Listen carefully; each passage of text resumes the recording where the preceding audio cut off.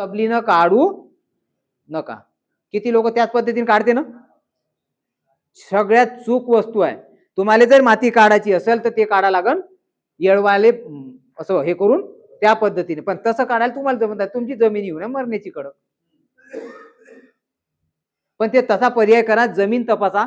करायच्या अगोदर याच्यासाठी का मी आपण खरंच SRT केल्यावर आपल्याला आराम आहे का नाही हे तुम्हाला 3 वर्षांनी तुमची जमीन तपासल्यावर समजा.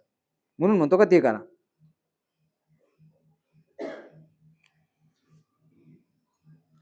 आता हे मुद्दे सांगण्याची पेक्षा आता काय म्हणते, अगोदरच्या पिकांची तणाची मुळे जमिनीत कुजवल्यामुळे मुळांची जाळी तयार होते. आपल्या पराठीची मुळी किती फूट लांब पाहिली तुम्ही सूक्ष्मवाली, लांबवाली नाही, बारीक सुतासारखी, अर्धा 1 फूट. उभे व्हा वैद्य साहेब, आपली मुळी किती फूट होती? 4.5 फूट. अजूनही व्हिडिओ आहे आपल्यापाशी. मग हे कारण कसं माहित झालं, आपण खाल्ली मधात विहीर आणि जे पराठीचं क्षेत्र होतं ते बंद असं जाळं भोवताल तयार झालं. शेतकऱ्यांना, असंख्य शेतकऱ्यांना पाहिलं ती लाईव्ह. अजून त्याचा एक व्हिडिओ आहे. म्हणजे पराठीची मुळी अशी लंबी बारीकवाल्या अशा भरपूर. म्हणजे आपल्याला जमिनीत का तयार करायचं आहे? मुळांचं जाळं.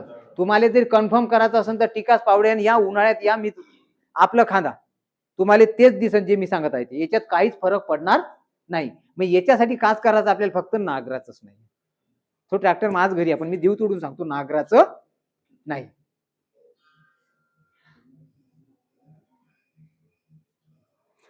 पुन्हा एक मुद्दा, तुम्ही जे जमीन नागरता तर तुमच्या जमिनीत अशी माती येते का चहाच्या पत्तीसारखी?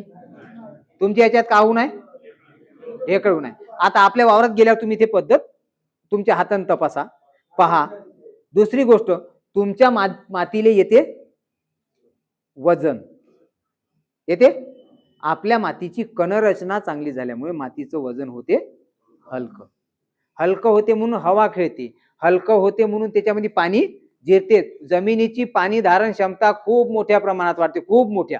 असे बरेच उदाहरण नसते. सगळ्यात जास्त उदाहरण तर वावरात गेल्यावर दाखवतो मी. कोरड्या विहिरीपाशी 5 फुटावर विहीर खांदली, पाणी संपूर्ण राहिलं. उदाहरण असंख्य लोक साक्षी आहे. म्हणजे पाणी धारण क्षमता आपण नागरत नाही. जमीन जशीच्या तशी, जमीन जशीच्या तशी. ते पूर्ण पाणी कुठं जाऊन राहिलं? आता तर आपण आपल्या गावात पाणी जाऊ देत नाही. घरात आहे सिमेंट, घराच्या बाहेर आहे सिमेंट, गावाच्या बहुत आले सिमेंट. झालं का नाही परिस्थिती? म्हणजे त्याच परिस्थिती जुनं ते सोनं म्हणण्याचा टाइम आला.